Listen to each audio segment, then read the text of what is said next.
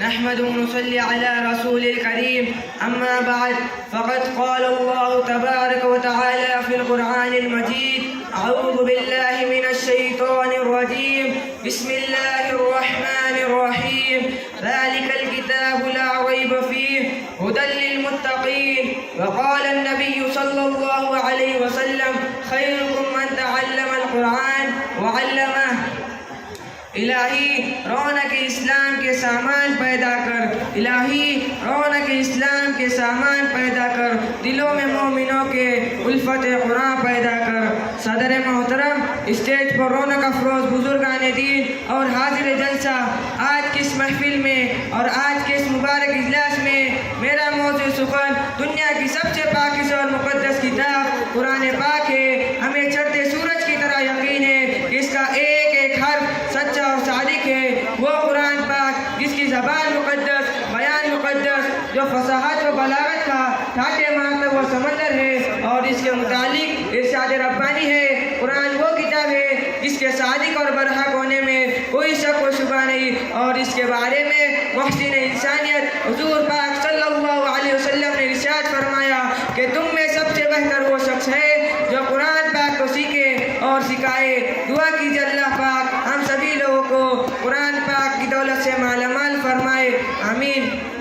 نوجوان دوستو، قرآن پاک رب ذوالجلال کی طرف سے عطا کردہ وہ حسین تحفہ ہے جس نے 23 برس کی قلیل مدت میں پورے عالم میں انقلاب برپا کر دیا کہ بڑے بڑے فصحاء، بلغاء، ادباء اور شعراء حیران و ششدر رہ گئے، جس کی آیتوں کو سن کر پتھر دل موم ہو گئے۔ دوستو، یہی وہ قرآن ہے جو رہتی دنیا تک کے انسانوں کے لیے سراپا ہدایت و رحمت ہے۔ یہی وہ قرآن ہے جس نے رسول کی رسالت کو اعزاز بخشا۔ یہی وہ قرآن ہے جس کی برکت سے جنات و شیاطین کا آسمانوں پر آنا بند ہوا۔ ہاں، یہی وہ قرآن ہے جس کی برکت سے عزت و رفعت کے شامیانے گڑ گئے۔ یہی وہ قرآن ہے جو سچائی اور امانت داری کا درس دیتا ہے۔ یہی وہ قرآن ہے جس کی بدولت محبوب حقیقی کی رضا نصیب ہوتی ہے۔ یہی وہ قرآن ہے جس کی بدولت سیدنا عمر فاروق رضی اللہ تعالیٰ عنہ کو ایمان نصیب ہوا۔ یہی وہ قرآن ہے جس کی برکت سے اجڑے چمن میں بہار پیدا ہوئی۔ یہی وہ قرآن ہے جس نے ذہنی قوت و دلا بخشی۔ محترم حضرات، آج کے اس نازک دور میں حافظ کلام پاک کو فضول سمجھا جاتا ہے، اس کے الفاظ رٹنے کو حماقت بتایا جاتا ہے اور کہا جاتا ہے کہ اس کا رٹنا اور بے سمجھے پڑھنا بے سود ہے۔ افسوس، صدا افسوس، اس قرآن پاک کے بارے میں ہمارا یہ خیال ہے جس کے بارے میں صحیح شہوت تھا جناب محمد رسول اللہ صلی اللہ علیہ وسلم نے ارشاد فرمایا، قیامت کے دن حافظ قرآن سے کہا جائے گا قرآن پاک پڑھتا جا اور جنت کے درجے پر چڑھتا جا اور ٹھہر ٹھہر کر پڑھ، جیسے کہ تو دنیا میں ٹھہر ٹھہر کر پڑھا کرتا تھا۔ تیرا مقام اور ٹھکانہ وہی ہے جو آخری آیت پر پہنچے۔ یاد رکھو، یہ قرآن دنیا کی سب سے بڑی نعمت ہے۔ زمین و آسمان، چاند، سورج و ستارے کوئی اس نعمت کا مقابلہ نہیں کر سکتے۔ یہ قرآن رب کائنات کا مقدس اور عظیم کلام ہے، اور کیوں نہ ہو جب کا اس کا اتارنے والا امین، جس کے ذریعے اتارا گیا وہ بھی امین، جس ذات پر نازل ہوا وہ بھی امین، جس مقام پر نازل ہوا وہ بھی امین، جس مہینے میں نازل ہوا وہ تمام مہینوں سے افضل، جس رات میں نازل ہوا وہ 1000 راتوں سے بہتر ہے۔ اللہ کا یہ مقدس اور پاکیزہ کلام سب کلاموں سے افضل اور برتر ہے۔ حدیث پاک میں آتا ہے کہ اللہ کے کلام کو سب کلاموں پر ایسی ہی فضیلت حاصل ہے جیسا خود افضل شانوں کو تمام مخلوق پر۔ اللہ کا دلارا اور خدا کے پیارے نبی ارشاد فرماتا ہے جس نے قرآن پاک حفظ کیا اور اس پر عمل کیا، اس کے والدین کو کل قیامت کے دن سورج سے بھی زیادہ روشن تاج پہنایا جائے گا۔ ذرا غور کرنے کا مقام ہے، جس قدر والدین کو اس قدر اعزاز سے نوازا جائے گا تو خود پڑھنے والے کے مقام اور مرتبہ کیا عالم ہوگا۔ حضرات، قیامت کا میدان ہوگا اور ایسے 10 آدمی جن پر جہنم واجب ہوگی۔ حافظ قرآن اپنی رب کی بارگاہ میں سفارش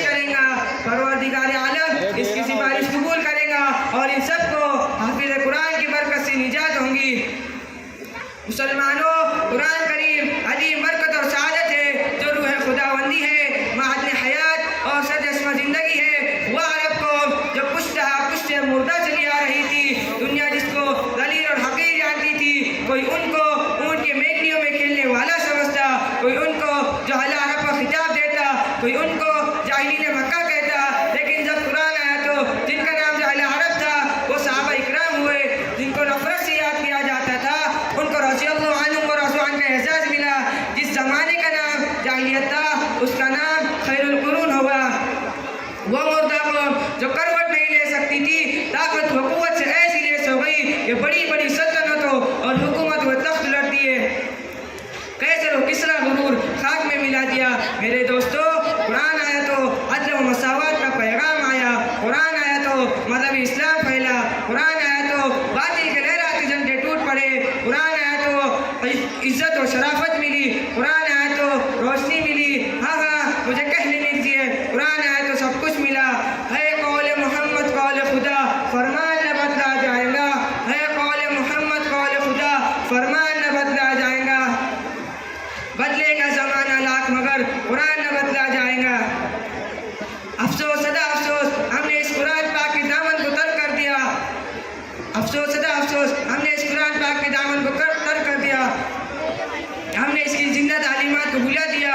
نتیجہ یہ ہوا کہ وہ مسلم قوم جس کے سر پر عزت اور رفعت کا تاج تھا، ذلت اور رسوائی غار میں جا گری۔ وہ مسلم قوم کامیابی جس کے آگے بڑھ کر استقبال کرتی تھی، ناکامی اس کا مقدر بن گئی۔